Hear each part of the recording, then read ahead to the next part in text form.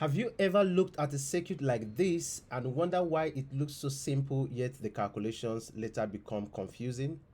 You see resistors, uh, voltage sources, loop everywhere. Nobody really explains what each part means before jumping into equations. Today, before we touch Kirchhoff's laws, maybe superposition theorem, Thevenin's theorem, Norton's theorem, Milmar's theorems, and also star and data connection, uh, and any other network theorem, we are going to slow down and understand the language of circuits, because the intention of this particular video is to simplify everything step by step. So I will be doing a lot of repetition just to make sure you take your note, grab your notes and make sure that you're writing everything I'm saying in this particular video, because if you don't understand the language of a network, every theorem will look like magic to you. That's to be sincere.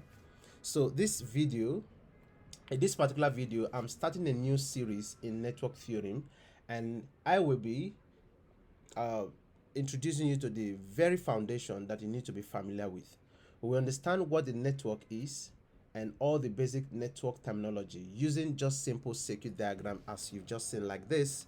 I took my time to sketch this particular one so it doesn't delay us when we want to start explaining in details every of the fundamentals we need to understand. We understand everything bit by bit, so just get your writing materials and let's get started. I've already drawn the circuit. You have two voltage sources. We have three resistor, arrow 1, arrow 2, arrow 3 respectively, and then all of them is in this single diagram. I'm going to be explaining everything you need to know to become awesome in this particular tutorials. So let's get started. Now, the basic thing to start off with is to know the definition of network. What exactly is network? Let's go over to the definition of network. I will not be doing so much writing, but I will be defining it. You're going to be penning everything down to save the time. Definition of network. Network. So when we say network, what exactly do we mean by the term network? What is a network?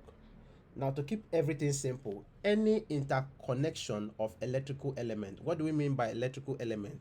This resistor, if we have capacitor here as well, if we have inductor, if you have, like, we also have voltage sources, all these things you're seeing here, they are what we refer to as electrical elements. So we are saying that any interconnection of electrical elements like resistor, voltage sources, or it could be current that will be here, current sources, is called electrical network. That's what I mean by network. This network is the electrical network I'm talking about. So when we think of network, just know that any interconnection of electrical elements like resistor, voltage sources, or current sources is what we call electrical network. I hope that is very, very clean, very, very easy, and you were able to connect. Sometimes I can also define this particular one as any arrangement of electrical energy sources, resistances, and other circuit elements is called the electrical network. Now let's use this particular diagram. The terms circuit and network are used synonymously, in case you don't know, in electrical literature. So for this particular one, this figure, let me put this particular diagram as, let me name it as figure 1, and maybe for this video it might be the only figure I'll be using to explain all of these terminologies. So figure 1 may be referred to as an electrical circuit or network. This figure 1 can be referred to as an electrical circuit or network. And I've just told you what network or electrical circuit is all about. Any interconnection of electrical element like resistor, voltage sources, or current sources is called electrical network. Now I'll be walking you through the terminologies that you need to be familiar with. Terminologies, or let me just put it as network terminologies. Network terminologies. So all the terms that whenever you see people solving problems under this particular topic, you'll be hearing them mentioning some crazy terminologies and you're not familiar with it. That is why you're struggling as well. So I'll be walking you through a lot of terminologies in this particular video tutorial. So the first one I want to start off with is the one we call the active element. So when you hear of active element, what exactly active element, or what do we refer to as active element? It's pretty simple. I'm going to be using the diagram as well, this particular figure, to explain what active element is all about. So stay with me, and if you've not subscribed to this YouTube video, just make sure to hit the like button, turn on the bell icon. When you hit the subscribe button, turn on the bell icon, and then whenever I upload new video, you receive notification. All right, so without further ado, let's continue. When we talk about active element, active element is any element that can supply energy to the circuit. When you think of any of these elements that is responsible to supplying energy into the circuit, then that's what we refer to as active element. The pretty example we have here is just these energy sources. These are the two things that supply energy to this particular circuit. Nothing else supply energy. So in this case, E1 and E2, or whether you use them as V1 and V2, they are the active element in this particular circuit. So these voltage sources here are active element because they provided an electrical energy. So without active elements, nothing really happens in a circuit. That's to be honest with you. So some other people can define it in different ways, but just know that an active element is one which supplies electrical energy to the circuit. From this figure, only E1 and E2 are active element because they supply energy to the circuit. Does that make sense? If that makes sense, let's move over to the second one.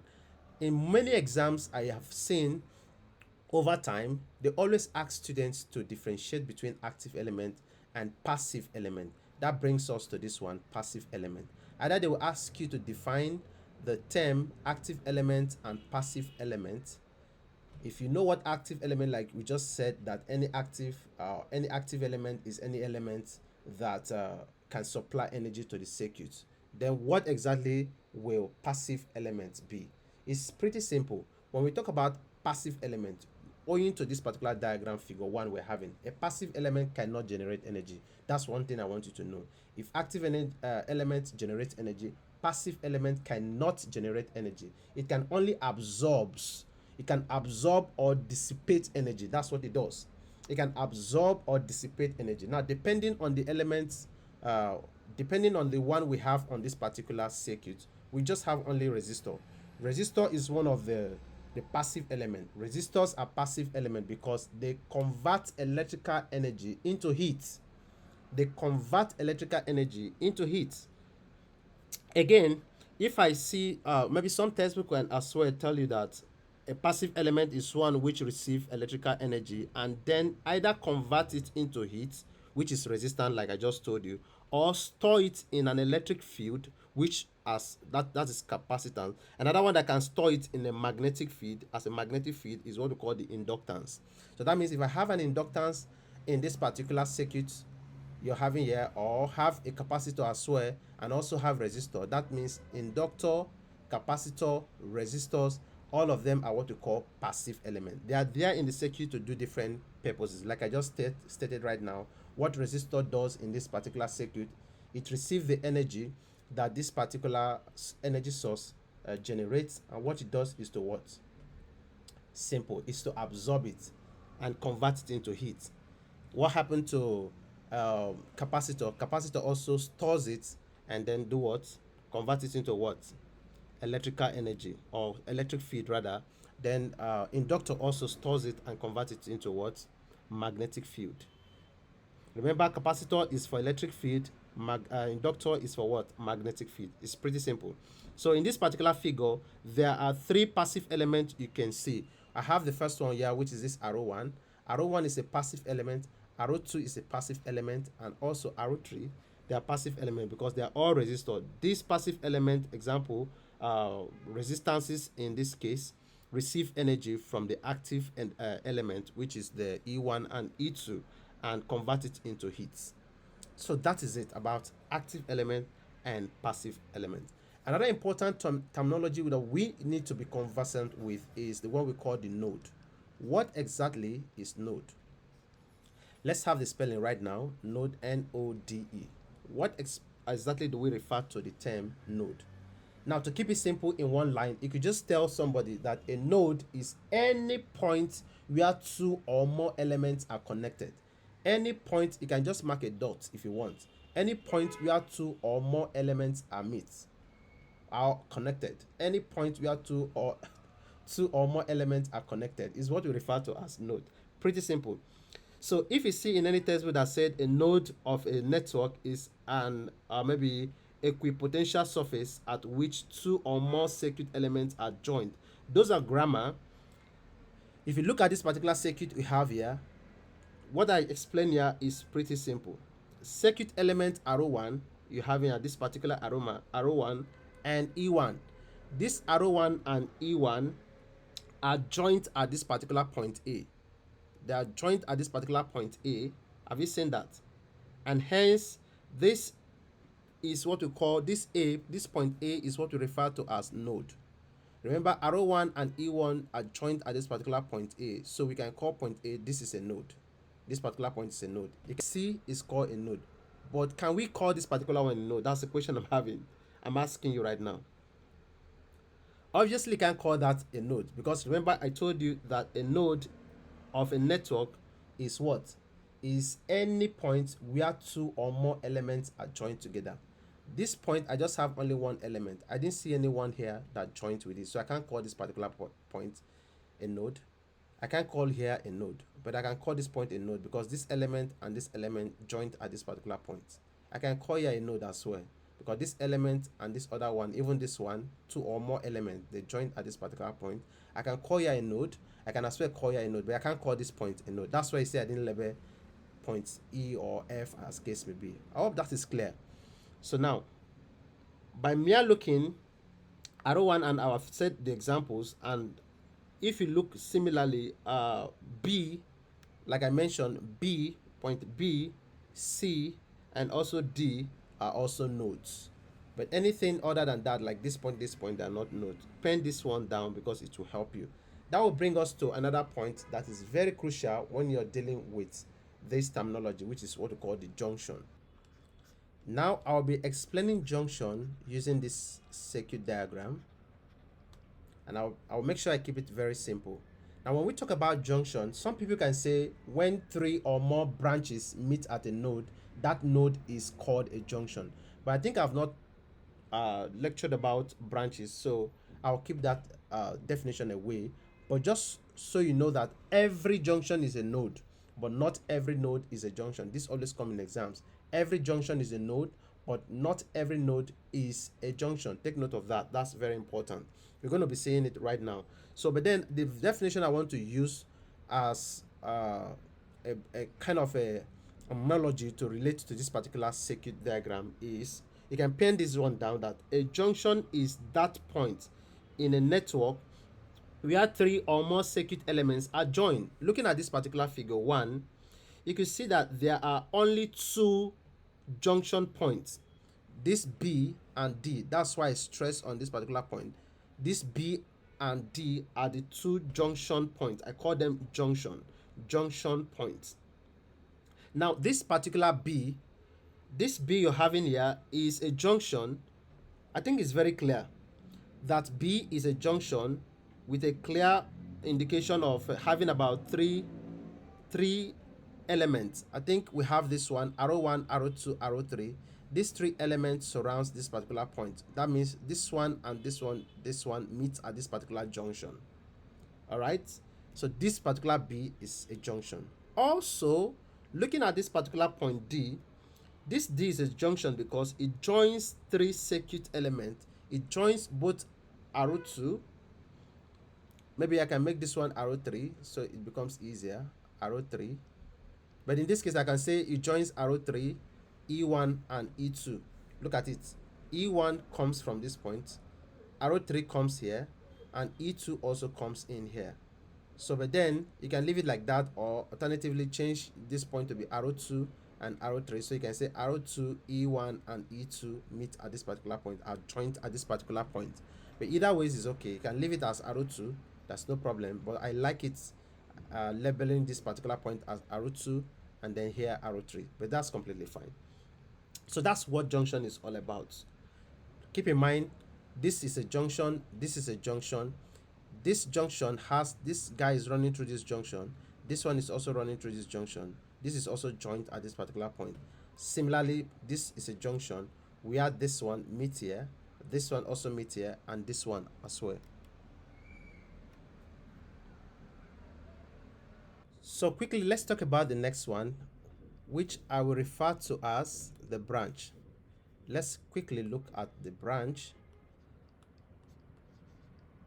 Now, when we talk about the branch is a single path.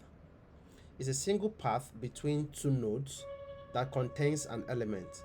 That means each resistor here is a branch. But let me just explain it using this circuit diagram.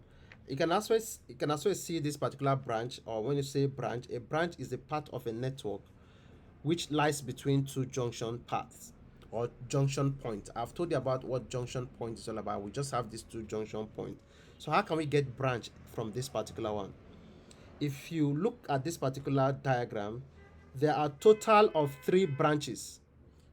This is the first one. We have B, A, D. This BAD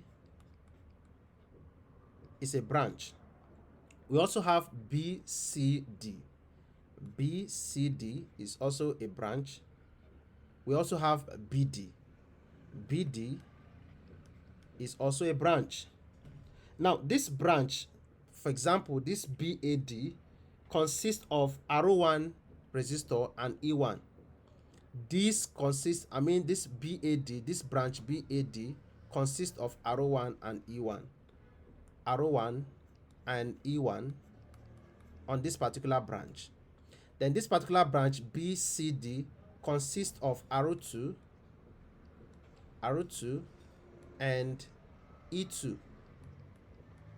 For this BCD, it consists of R2 and E2.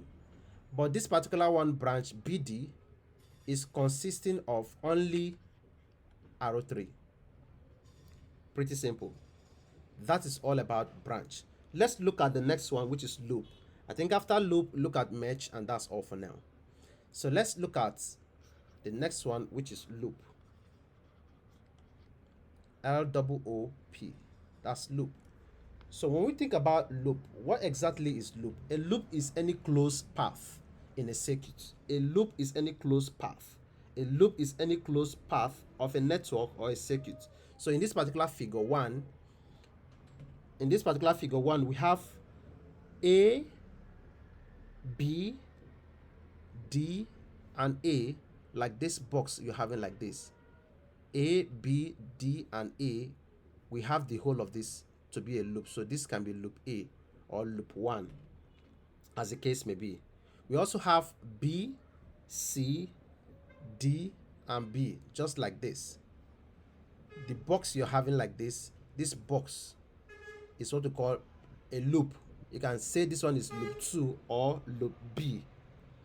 Another one, A, B, C, D, and A. The whole of this one, the entirety of this one, is also another loop. So these are the loops we have in this particular circuit. I hope now you understand what loop is all about. Pretty simple. Now the last one we're going to be looking at is the one we call the mesh. 7, mesh. You may be hearing some things like mesh analysis and all of that. So what exactly is mesh? Mesh is quite simple to analyze as well. A mesh, when you think of a mesh, just think of it as to be a mesh is a loop. Just think of it to be a loop that does not contain any other loop inside it. A loop that does not contain of any other loop inside it. That's what we refer to as a mesh. Some can see it as a mesh. They can say that a mesh is the most elementary form of a loop and cannot be further divided into other loops. From this particular figure, let's understand what it is clearly. In this particular figure 1, both loops, the loops I've told you, like ABDA, both loops ABDA and this loop BCDB. I mean these two loops we're having like this. Like let's say this loop A and loop B. So I was saying that they qualify to be called a mesh. These two loops qualify as meshes because they cannot be further divided into other loops. However, the loop A, B, C, D, A, this big one, this big one cannot be called a mesh. It cannot be called a mesh because it encloses two loops in it. It encloses this particular loop and also this particular loop. So when you have the whole of this one, you can call that a mesh. But if you have this one like this, you can call it a loop because you can't get another loop from this particular one. So that's all I have for you on this particular one. And I hope you found this particular video tutorial interesting. My name is Instructor Allison that teaches math and science. And I hope you've subscribed to the YouTube channel. If you've not, please hit the subscribe button, turn on the bell icon so that whenever I upload new video, you receive notification. And please like this video, share, and drop in the comment section if you found this helpful. And I'll see you in the next one. If you're a returning subscriber, thank you so much for always supporting me. God bless you. I'll see you on the next one. Take care of yourself. Bye-bye.